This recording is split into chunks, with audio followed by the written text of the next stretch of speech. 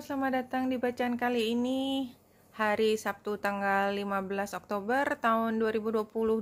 Selamat datang di bacaan harian, bacaan umum untuk semua zodiak. Ambil hanya jika resonate, silahkan lihat description box di bawah video ini untuk rangkuman bacaan hari ini. Kemarin saya sudah cerita sedikit, hari ini bulan akan conjunction dengan Mars di Gemini pukul 12 siang waktu Indonesia bagian barat, tepat di 24 derajat. Dan pada saat yang bersamaan membuat trine dengan matahari dan Venus. This is very beautiful ya, matahari dan Venus memberi energinya. Trine itu melimpahkan, menyalurkan, tidak dekat tetapi tetap ada energi yang tersalurkan dari matahari. Jadi kalau matahari sama bulan itu dalam aspek yang harmonis, itu is a good thing ya, apalagi dengan Venus. Dan karena ini juga trine dengan Saturnus, walaupun tidak persis ini kalau dari derajatnya nih kan, Saturnus di 18 derajat 38 menit dan bulan ada di 24 derajat tepat pukul 12. Ini dia lebih besar daripada 5 derajat opsnya. Jadi tapi tetap kita bisa melihat ada grand trine tersebut.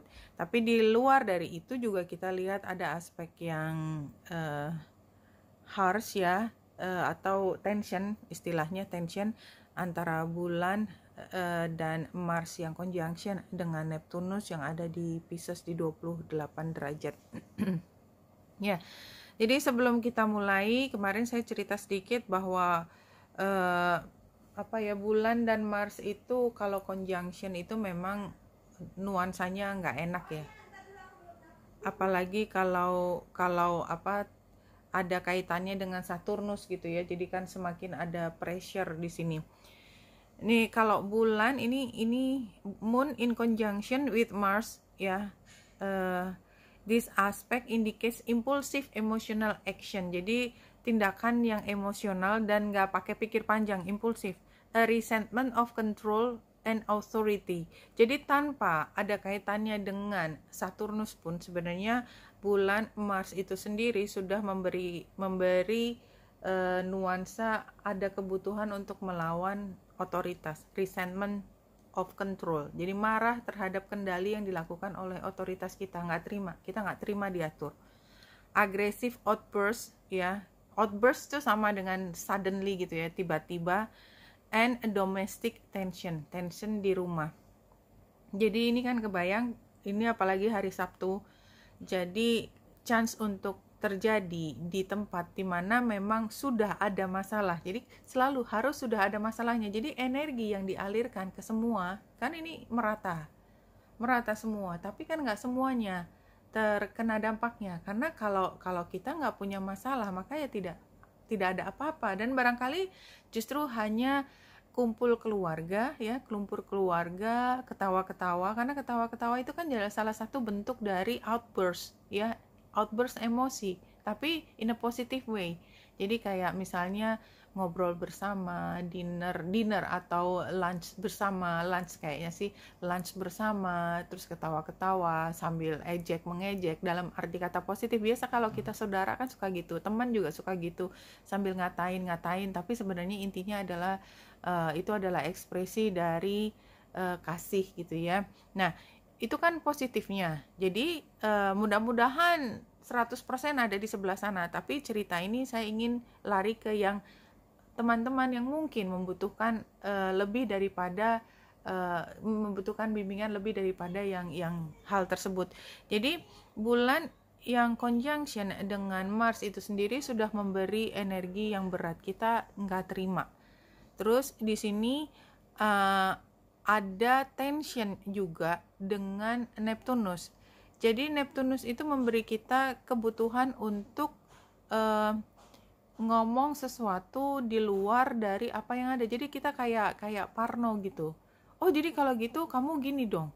Jadi kayak orang yang kalau berantem tuh ngomongnya kemana-mana nggak karu-karuan gitu. Misalnya hanya perkara lupa tanggal lahir misalnya ya.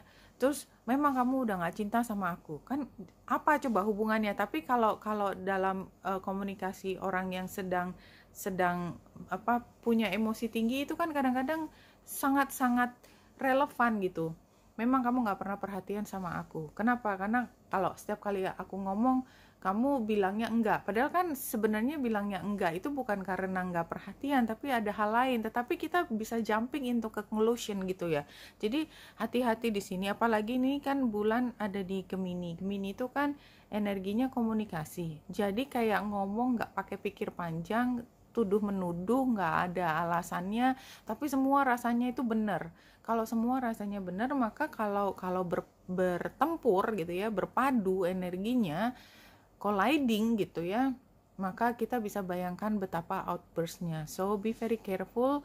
Mudah-mudahan saya nggak telat ngomongnya di sini, tapi kayaknya sih teman-teman dengan atau tanpa informasi dari video ini, apapun dari manapun gitu ya, dari manapun itu teman-teman udah bisa ambil lah intinya. Dan kadang-kadang memang kita belajar kan memang dari pengalaman masa lalu, bukan dari informasi orang lain. Informasi orang lain itu hanya sesuatu yang kita dengar lewat. Begitu udah lewat, begitu kita sudah ngalamin sendiri, baru semuanya make sense. Ya, karena memang begitu prosesnya. Jadi saya mau ngomong kayak apa juga ya, kalau teman-teman belum ngalamin sendiri, belum menghayati sendiri, meaningless. Omongan saya meaningless. Ya, omongan saya itu artinya omongan orang lain. Bahkan orang yang paling dekat dengan kita. Kadang-kadang dia udah ngomong ke kita berkali-kali. Tapi karena kita nggak percaya dan kita tidak ingin percaya, dia nggak ada artinya. Kita tetap ngerjain. Dan wala gitu kan. Waktu udah kejedot, nyahok lo gitu ya. Baru iya harusnya aku dengerin kamu. Tapi kan memang begitu proses belajar dari manusia. Apalagi yang bisa dilihat sini. Oh ya, matahari dan Venus itu kan sudah lama ya conjunction. Saya pernah cerita Venus yang conjunction dengan matahari membuat Venus tidak terlihat di langit. Ketika hilang, kita kadang-kadang suka lupa gitu tentang sesuatu yang berharga yang ada di situ. Dan kadang-kadang ini memang perlu ya, kita memberi makna cinta. Kita tahu itu benar-benar cinta sejati, itu setelah kita kehilangan itu udah jamak banget. Waktu kita dapat semua kesempatan, termasuk kesempatan nafas setiap detik, itu kita kayak take it for granted. Ketika udah mendengar bahwa waktu itu nggak bisa diulang lagi, kita baru berpikir kenapa saya nggak ambil kesempatan pada saat itu untuk menghargai. Nah ini juga termasuk ketika semua ada di kita dan kita nggak kehilangan, kita lupa kalau kita tuh punya satu hal yang sangat berharga. Begitu kehilangan kita baru tahu, dan tidak semua peristiwa memberi kesempatan kita untuk kembali. Dan sebenarnya kehilangan itu adalah pembelajaran yang paling powerful ya. Kalau saya ambil contoh ya, bagaimana sih kita bisa belajar detail tentang otak manusia yang begitu rumit? Itu kan semua karena ada fungsi di otak yang hilang, damage ya, sehingga bisa belajar, oh ini tempatnya untuk melihat supaya kiri dan kanan bisa balance. Oh ini tempatnya untuk melihat warna. Ya kan nggak ada di dalam ilmu pengetahuan pun kita sengaja melukai atau menghilangkan fungsi tersebut hanya untuk belajar. Nggak bisa kan, selalu dari pasien yang punya masalah dengan otaknya kemudian dipelajari oleh ilmuwan. Oh ternyata ini adalah tempatnya fungsi bahasa. Jadi kembali lagi, sebenarnya yang ingin saya sampaikan adalah satu, kita kehilangan itu artinya kita sedang disuruh belajar. Kedua, kita kembali lagi, semua yang ada di sini itu ada pengaturnya. Coba bayangkan, tadi saya cerita tentang ilmu pengetahuan, tentang bagaimana kita belajar otak. Sekecil apapun, titiknya kecil banget ya, di dalam organ otak kita, itu bisa punya pengaruh yang begitu besar dalam kehidupan kita. Bayangkan dengan teman-teman kita yang misalnya nggak bisa melihat warna. Ketika merah yang kita biasa dengan take it for granted tuh, ini merahnya jelek banget, merahnya kan kayaknya tuh udah, tapi buat orang lain merah, mengetahui bahwa ini warna merah itu adalah kemewahan. See what I mean? Ya, jadi mungkin hari ini ketika kita menghadapi hal yang tension, mudah-mudahan kita ingat bahwa apa yang ada di depan kita semua itu anugerah. Semua itu enggak gratis, kita bayar dengan waktu, dan kadang-kadang kita cannot afford the time given to us gitu ya, nggak bisa bayar, beyond the threshold of fear. Ini adalah hal yang paling sering kita alami, dan kebanyakan kita berbohong, tidak mengatakan yang sebenarnya, tidak berani mulai sesuatu. Dasarnya cuma satu, takut. Takut perubahan, takut kita menemukan sesuatu di sana. Padahal ketika kita berjalan ke sana, walaupun apa yang kita takutkan itu ada kemungkinan terjadi dan bisa terjadi, tetapi selalu kemudian ada jalan untuk perbaikan. Jadi kalau kita tidak melangkah, itu kita pasti nggak dapat apa-apa, titik. Kalau kita melangkah, kita mungkin tetap tidak dapat apa-apa, tetapi kita punya kemungkinan untuk mendapatkan sesuatu yang berharga. Intinya seperti itu. Dan kalau kita baca di sini, saya ingat di sini cerita tentang Lion's Jungle. Jadi hutan yang ada singanya itu ada di kepala kita. Don't think about getting hurt. Fearful thoughts are phantom of the mind. Itu tuh cuman hantu, phantom. Hantu di kepala kita, hantu tuh nggak ada gitu ya. No one is harmed in this jungle. Everything is compassion and love. It is your fear holding you back, like a bar behind the door. Jadi ketakutan kita itu seperti penjara yang membuat kita tidak berani melangkah. Somehow ini yang muncul, mungkin ada maknanya, kita tidak perlu, kalau saya mengambilnya tidak perlu berbohong, tidak perlu menutupi sesuatu. Say it is what it is gitu ya. Kalau memang kenyataan itu membuat orang terhenyak, lebih terhenyak lagi kalau kenyataan itu datang kepada orang tersebut di waktu dimana kita tidak punya kesempatan untuk menjelaskan, dan semua idenya dia adalah kita dengan sengaja membuat mereka seperti orang bodoh. Atau sebaliknya, kalau kita dibohongin, itu kan kita marahnya karena lu pikir gue goblok apa ya. Sorry ya saya ngomongnya kasar, tapi itu memang kan yang bikin kita tersinggung luar biasa, atau mereka tersinggung luar biasa, kita menutupi sesuatu adalah karena kita dengan tanpa sengaja memperlakukan mereka seperti orang bodoh. Nggak ada satupun orang di dunia ini yang suka diperlakukan seperti orang bodoh. Oke, saya baru ngelihat ini, kita concern, kita berpikir, kita mengkaji satu peristiwa, tapi kita mau move on. Kenapa? Karena kita butuh untuk sampai ke tempat yang kita inginkan. Kita nggak mau stuck di situ. Oke, satu kartu di sini, breakthrough, this is very beautiful. No, ini penggambarannya adalah sesuatu yang tadinya pola, terulang. Itu kayak dirobek, sehingga kayaknya jelek kan, kayak salah gitu. Tetapi ini membuka pada satu hal yang baru. There is a thin veil which separates us from other dimension of existence. Ini bahasannya jauh lebih itu lagi, tetapi intinya adalah sesuatu yang tampaknya sepertinya adalah refleksi. Itu kadang-kadang refleksi itu sendiri merupakan penggambaran dari apa yang sudah kita ketahui. Believe in magic, ini current situationnya. Magic is all around you. Spiritual dimension and mystical realms are only a thought away. The veil is thin right now between you and the realm of the fairies, elves, angels, and spirit beings. Jadi ini kan sebenarnya intinya adalah kita dan dunia spiritualitas itu satu. Cuman kita dikasih sensor, kasih penginderaan, dikasih otak itu supaya kita bisa membedakan, kita bisa melihat dunia dengan cara yang objektif. Tetapi ini membuat kita kehilangan atau seperti selimuti oleh hal yang menutupi dunia spiritualitas. Tetapi dunia spiritualitas itu tidak pernah jauh dari kita. Oke. Ini what you are expecting itu adalah everything is smooth sailing. Kita berharap semuanya mudah, gampang, karena buat logika itu kan semuanya garis lurus.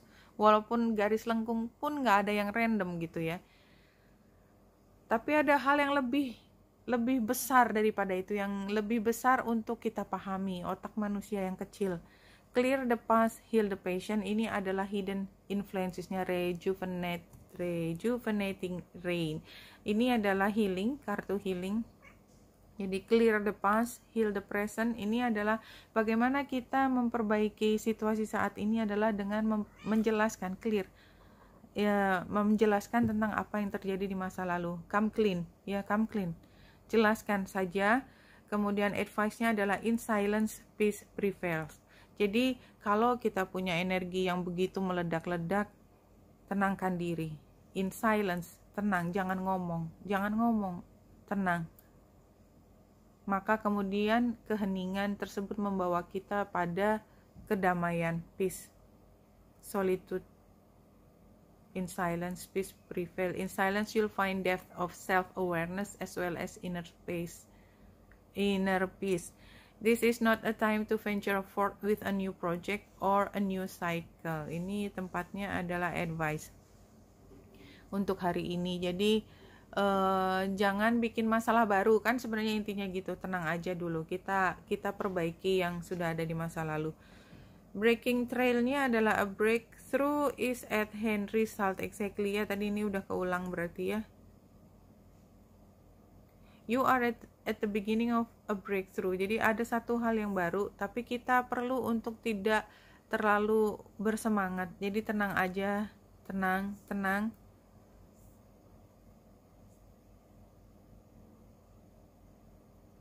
Look, 3 kartu ini kuning itu kan kebahagiaan, tapi di sebelah kanan gambarnya resultnya adalah 3 of cups, kesedihan. Not 3, 5, sorry.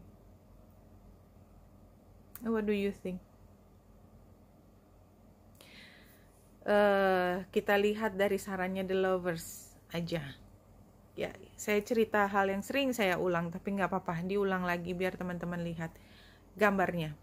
Ini kartu klasik. Paling belakang ada matahari. Hari ini kita bulan conjunction dengan Mars, tapi trine dengan matahari dan Venus. Isn't that very beautiful? Hayati, bulan dan Mars conjunction, membara, itu prosesornya kita. Tapi kita dialiri oleh energi matahari dan Venus, keindahan.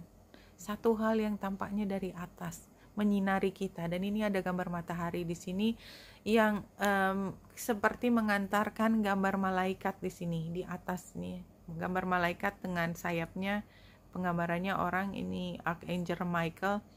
Ada awan di bawahnya menunjukkan dia tempatnya di atas. Dia memberi blessing, dia bukan memberi kutukan, dia memberi blessing, dia memberi kekuatan. Archangel Michael selalu memberi kekuatan. Ada 2 makhluk di muka bumi ini. Mereka telanjang. Telanjang bukan berarti rusuh ya, jelek, enggak, tetapi karena mereka mengungkapkan sebenar-benarnya apa perasaan yang ada di dalam diri mereka. Bahwasanya di setiap itu ada godaan. Apa godaannya? Yang di feminine side itu ada apel, satu hal yang sangat sehat, tetapi juga ada ular. Ular bisa menggambarkan godaan, bisikan untuk melakukan sesuatu di luar dari yang keharusan, tetapi juga healing pada saat bersamaan. Fire itu dari maskulin, ya, ini seperti hal yang membara, selalu ingin menang, selalu ingin menguasai, selalu ingin mendapatkan kenikmatan yang semaksimal mungkin yang ada di sekitarnya. Tetapi dia dipisahkan oleh gunung. Mereka bisa bersama, dan ketika bersama semua akan indah kalau bisa melewati semua tantangan tersebut. Dan di bawahnya itu gambar tanah yang warnanya hijau, artinya subur, bahwa semua bisa tumbuh dan berkembang bersama. Oke, saya bicara tentang kartu. So, kita lihat sekarang prosesnya. Ini kita sebenarnya dalam situasi yang ya namanya juga King of Pentacles ya, wealthy, successful, practical. Bayangkan kita dengan rumah mewah ya. Rumah mewah itu semua adalah kiasan. Rumah mewah, kenyamanan, orang-orang yang kita cintai, tapi terutama tentang kepemilikan karena tentang Pentacles ya. Tapi dengan kemewahan kita, kenyamanan kita, apa ya yang menjadi sikap kita? Stubborn, practical. Kita ngomong cuman yang enak aja. Ya, kita nggak ngomongin spiritualitas, why? Semuanya enak. Kita ngomongin coklat, cake coklatnya yang kemarin, es krim stroberinya mana? Oh, kemarin ada oleh-oleh dari Perancis, makanan apa itu? Oh, ini tas yang paling cantik, beli di Milan. Something like that, ya. Saya ngomong pakai kiasan betapa kita tuh hidup dengan keberlimpahan, dan kita ngomongin itu setiap hari. Dan ini adalah situasinya. Challenge-nya adalah Chariot. What is difficult for you in the current situation? Momentum, competence, self-discipline, control. Kita jadi manja. Kita tuh nggak bisa dibikin susah gitu. Kalau susah tuh kita ngomel. Dunia itu salah semua. Dunia itu jahat, bodoh gitu ya. Kenapa? Karena membuat kita nggak comfort. Kok bisa-bisanya tas Chanel-nya saya itu jadi tas murahan kayak gini? Kamu nggak menghargai saya, kamu nggak ngelihat saya sebagai orang yang pantas mendapatkan nilai sekian, lalala. Tasnya dipakainya sama ya, buat diisi seperti biasa, dompet dan lain sebagainya. Mau yang 100.000, mau yang harga rumah ya, tetap aja isinya sama, itu juga. Kemudian advice-nya the lovers, somehow love, union, cooperation kita. Kalau saya ngelihat di sini kok lebih spiritualitas ya. It's not about other people, it's about kita ketemu dengan jiwa spiritualitas kita, jiwa yang tadinya yang duniawi, kemewahan, kenikmatan dan lain sebagainya. Kita kayak merge dengan there's nothing di dunia spiritualitas itu, nggak ada cahayanya, nggak ada cahayanya. Itu datang dari jiwa yang bersinar, jiwa yang tidak gelap, jiwa yang memberi, jiwa yang cinta, jiwa yang menghargai. Somehow outcome-nya adalah kita menangis. Barangkali ini adalah cerita di mana kita menyadari bahwa apa yang sudah diberikan kepada kita semua ini tidak mendekatkan kita pada pencipta kita, menjauhkan kita. Kenapa? Karena kita terlalu nyaman dengan semua kehidupan duniawi. Nggak bisa sakit sedikit, nggak bisa menderita sedikit, nggak bisa nangis, cengeng banget, so weak. Barangkali seperti itu penggambarannya yang saya lihat. Sorry ya panjang lebar ya, aku nggak tahu kenapa.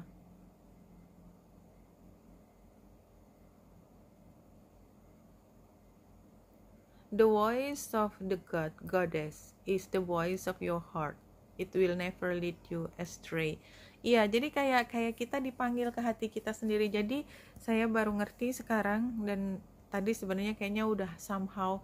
Ini adalah cerita tentang pertemuan antara sisi duniawi kita, which is so beautiful. Trust me, it's so beautiful. Tetapi jangan lupa untuk selalu embrace, menjadikan satu dengan dunia spiritual. Then it's beyond beautiful. Kecantikan yang luar biasa tak terkatakan. Oke, Benita Indrasari di sini, semoga membantu. Salam hati dan cahaya.